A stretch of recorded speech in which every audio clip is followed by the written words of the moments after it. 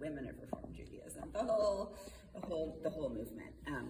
To my Jewish friends, Shabbat Shalom. I'm glad, like Rabbi Nora said, that you sort of saw this as an opportunity as a way to sort of celebrate the sacredness of life. I don't know about you, but I'm filled with holy anger this morning, and it's the holy anger of a Jew. Abraham was the first Jew who understood what holy chutzpah was when he argued with God to fight for justice. But I'm not here to argue with God this morning. It's a little unusual for me. I'm here to argue with those who want to use immoral laws to push their moral agenda on us, who want to impose their religious beliefs on me. So this fight we're in right now, I am in this fight because I am a Jew, because I am a rabbi, because I'm fighting for our freedom of religion from what I believe is a white Christian nationalism view of what America should be. And I'm here to fight against that because that image of what America should be has no place for me and has no place for many of the people who are here and who make up this incredible country. In Judaism, nothing is greater than life. The Torah commands us to choose life. And we are commanded to break one of the holiest commandments, to observe the Shabbat, the Sabbath, in order to save a life. And it is clear in Jewish wisdom and law that the life of a woman takes precedent over the potential life of a fetus. Over and over again, our laws and traditions say the same thing. Her life comes before the life of the fetus.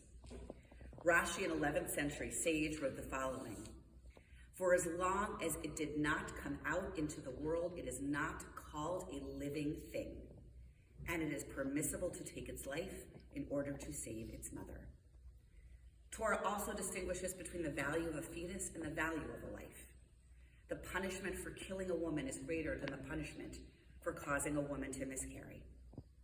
And our tradition is very careful with its words. We call the fetus potential life, not life itself, because there is no clear-cut understanding of when life actually begins. And a court of law or a judge doesn't get to decide for me or for anyone else when life begins. Science may tell us when a heartbeat is detected, and doctors can tell us how far a fetus has developed at 6 or 10 weeks. But has a soul yet entered that body? I would say there is no life without a soul. We in Judaism don't believe the life begins at conception. And frankly, the courts and the government have no right to tell me when life begins, especially if it might put me and others in physical, spiritual, or mental danger. That is a decision that is between me, my uterus, and my God. So choose life, our tradition says. It implores doctors and healers to heal and save lives.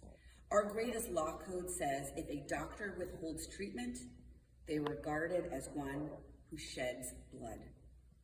So I beg of you, I beg of the judges and the lawyers and the courts and the legislators, your laws are killing us. You are killing our bodies, our spirits, and our souls. So let our healers do their jobs. Let them use abortion as an instrument to save lives. And may I even have the chutzpah to say, may abortion be an instrument of God's desire to choose life. So in closing, I offer this prayer written by my rabbi, Rabbi Stephanie Crawley of Temple Micah. Mishaberach Imotenu, God of our mothers, may these brave ones who stand before you be with them now as you were with our mothers. God of Sarah, who aided her to have a child when she wanted it, because she wanted it. Be with them now, God of Rachel, who suffered and suffered for a child and then died while giving birth. Ensure that no one is forced into that same reality. Be with them now, God of Dinah. Do not abandon us when we've had our bodies stolen from us through violence and subjugation. Be with them now, God of Hannah, who thought she only had worth because of her womb. Teach us all to see our value in our wholeness.